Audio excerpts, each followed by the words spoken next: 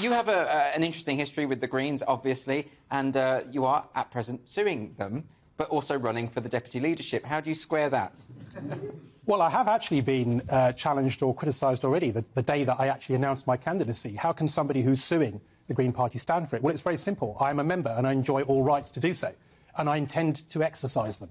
Because the party has lost its way, frankly. We've become authoritarian. And the fact that I and others actually are taking the party to court with having had gender-critical views pronounced, I think speaks volumes about the danger and the risk that we can no longer be an open party where debate is had. And by God, it needs to be had.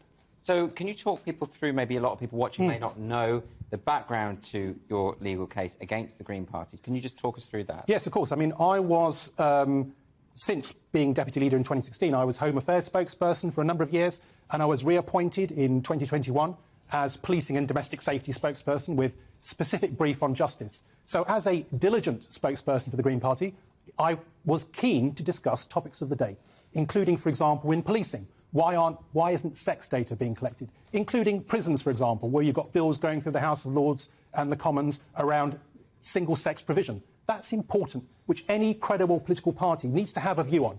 And so I was dutifully exercising my role as a spokesperson for policing and domestic safety. And some people took offence, because it's as if you can't talk about even women's right to freely associate, to discuss these things. That was one of the things I was arguing for. So the long and the short of it is that by a whole series of, I would say, institutional misdemeanour, because there were failed attempts to remove me as a spokesperson, because I have a lot of support in the party, it has to be said, and people look up to me also and others to speak out on their behalf on this topic.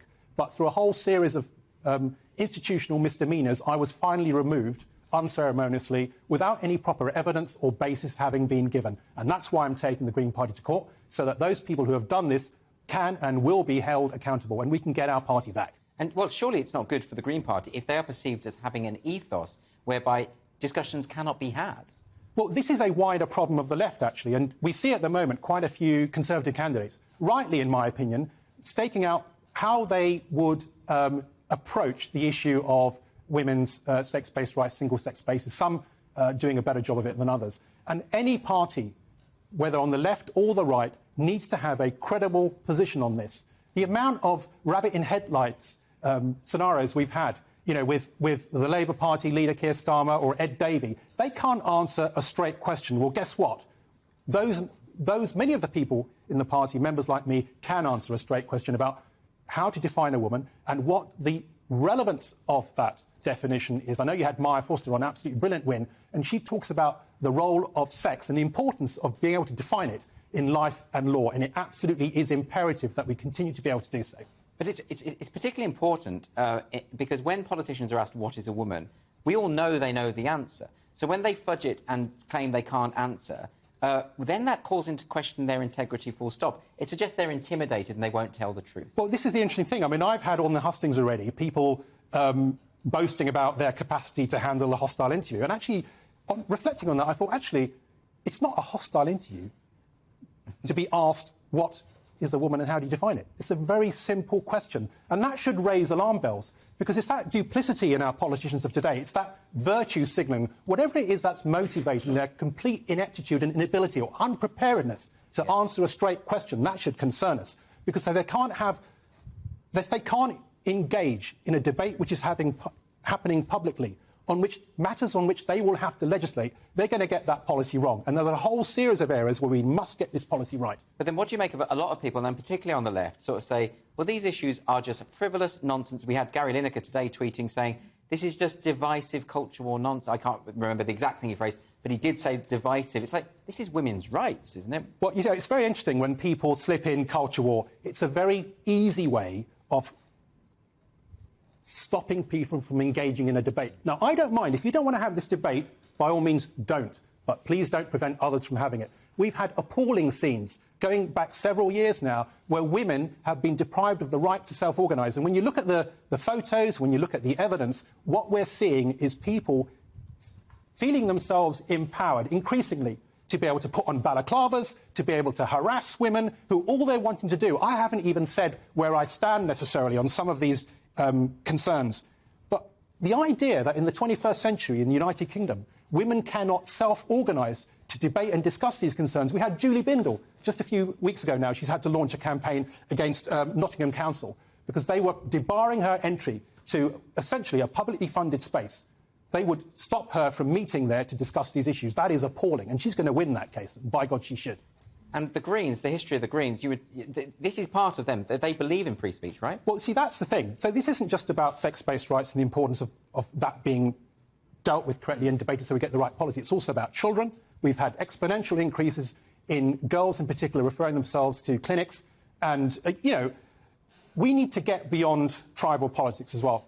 Sajid Javid did a very good job, actually, as Health Secretary, short-lived though he was, in making sure that the Cass Review would get access to data in order to properly investigate the outcomes for children who are going through the gender identity clinic. That's important. What I was going to say, besides those matters, very important that they are, if you can't debate issues, how are we going to decide how to tackle the existential climate emergency? Because that raises a whole set of issues around how far we're prepared to go in terms of protest. Do you agree with Insulate Britain's tactics, for example? I wouldn't agree with the way that they dealt in Canning Town, for example.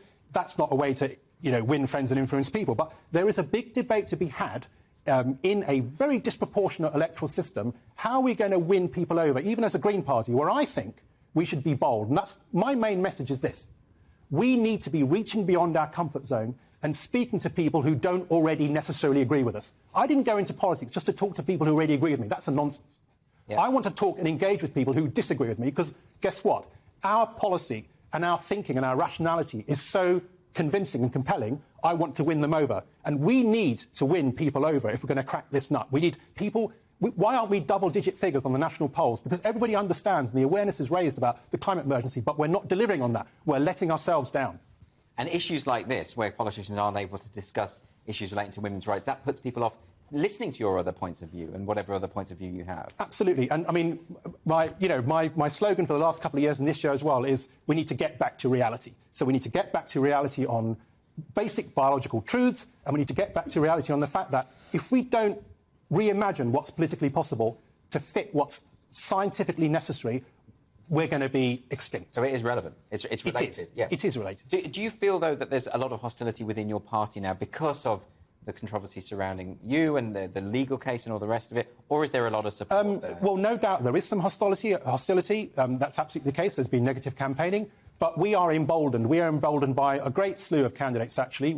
Every year we elect 50% to the Executive Committee, and I think there's a strong chance that we will have the critical mass and balance of rational opinion after this set of elections. So it's very important. People are speaking out. At conference, when we've had authoritarian motions, I mean, would you believe it? We had a motion earlier in the year to the national governing, the conference that all members are entitled to come to, which would have expelled members who had, not even while they remember, previous to joining the party, they would have been expelled, or the euphemism is suspended, but it's the same effect, had they signed a women's rights declaration.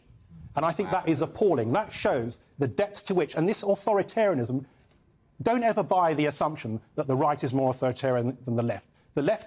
Arguably, the left is worse, because they do it with moral superiority, pretending that they know what's in your interest. So I didn't go into politics. When I joined 20 years ago, we were like a university of ideas. We need to get back to that, where people aren't shot down because they disagree, because disagreement is healthy. Disagreement is the means by which you improve policy and make good legislation. And how did that happen? How did the party reach a position where they were literally threatening to expel people for expressing a different point? Well, I think we are hostage to a minority in the party. Because in any organisation, it's only a small number of people. Whether it's 50,000 members, it's only maybe 1% who come to conference. And it's a smaller number, again, who may have officer positions or officer roles, and they wield disproportionate power. And if they abuse that power, which is a problem I think we've never had before, if they don't understand right from wrong in their hearts, if they don't understand that a woman, for example, should have the right to choose a same-sex medical examiner after she's been violated, that is extraordinary. I defy anybody in the Green Party today to tell me that it is contrary to Green Party policy to allow the woman that basic dignity.